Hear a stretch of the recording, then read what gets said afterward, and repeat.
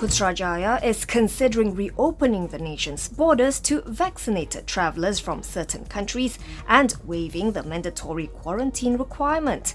National Recovery Council Chairman Tan Sri Muhyiddin Yassin spoke to the press after the council met earlier today. He said the government will introduce such privileges through a mutual recognition of vaccine certificates program, which has been implemented by other countries. Muhyiddin hailed this as a positive development in the process of reopening the country's borders, which will help revive economic activities, especially in industries including tourism, conferences and retail, as well as facilitate business and social visitors.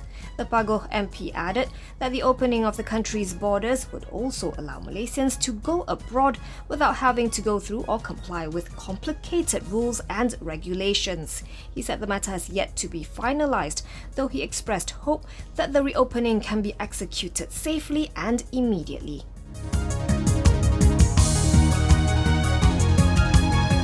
Datuk Seri Najib Razak is seeking to have his passport temporarily released, while his wife Datin Seri Rosmah Mansor managed to get hers back today.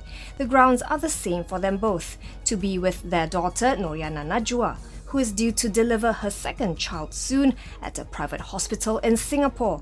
They say that Noriana had experienced serious complications during the birth of her first child, and the delivery of her second child would carry high risks.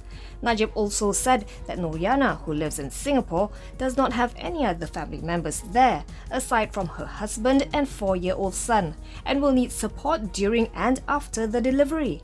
He asked for his passport to be returned to him as early as October 20th so that he can renew it and leave for Singapore on November 3rd. The Pekan MP said he would return by November 22nd. The Court of Appeal will hear Najib's application next Monday. As for Rosmah, the High Court has allowed her to leave for Singapore from October 22nd, with the condition that she returns by November 21st.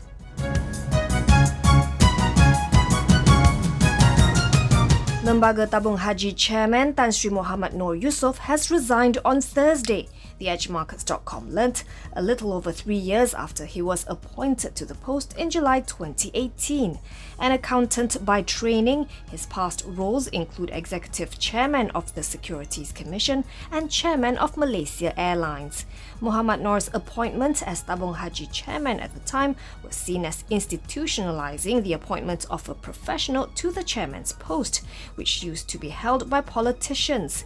During his tenure, Tabung Haji underwent a restructuring to close the gap between its assets and liabilities, followed by a 3-year investment plan from 2021, with the main focus of strategic asset allocation on fixed income, real estate and equity.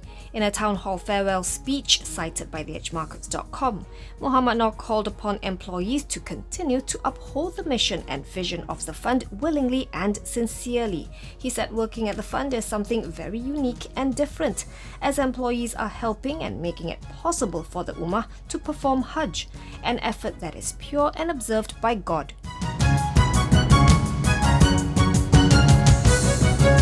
Duo Pharma Biotech says Sinopharm's COVID-19 vaccine is now widely available at clinics and private hospitals nationwide. Duo Pharma's wholly owned unit, Duo Pharma Malaysia, has been authorized as Sinopharm's registration holder and to engage in the sales and distribution of the vaccine here. According to a statement by Duo Pharma, the first shipment of the vaccine arrived in batches last month. The vaccine is currently indicated for individuals aged 18 to 59. Group Managing Director Leonard Arif Abdul Shatta said, Duo Pharma is committed to supporting the government's vaccination program by expanding distribution channels to ensure full vaccine coverage in Malaysia. Currently, there are 21.36 million fully vaccinated adults in the country. That's 91.2% of the adult population. 22.25 million individuals, or 95% of the adult population, have received at least one dose of the vaccine. As for teenagers aged 12 to 17 years, a total of 551,972 individuals, or 17.5% of them, have completed the vaccination, while 2.42 million, or 76.7%, have received at least one dose.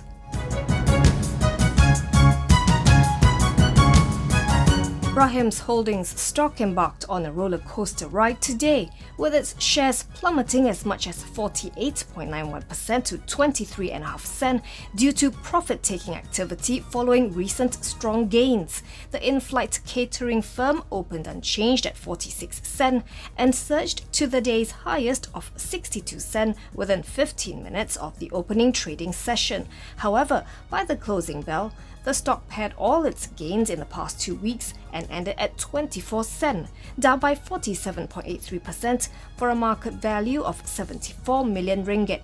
It was the third most actively traded counter on Bursa Malaysia and also the fourth biggest loser on the bourse. The decline in Brahim's share price was not unexpected. Malacca Securities Head of Research Louis Lau had anticipated Brahim's shares to ease, saying the share price was climbing too fast and too high in the past 2 weeks, which is ahead of its fundamentals by a lot. While Brahim's is expected to benefit as the government prepares to reopen travel borders, Lau said the earnings may only kick in next year at the earliest. He advised investors to stay on the sidelines as he expects profit-taking activity to remain strong in the short term.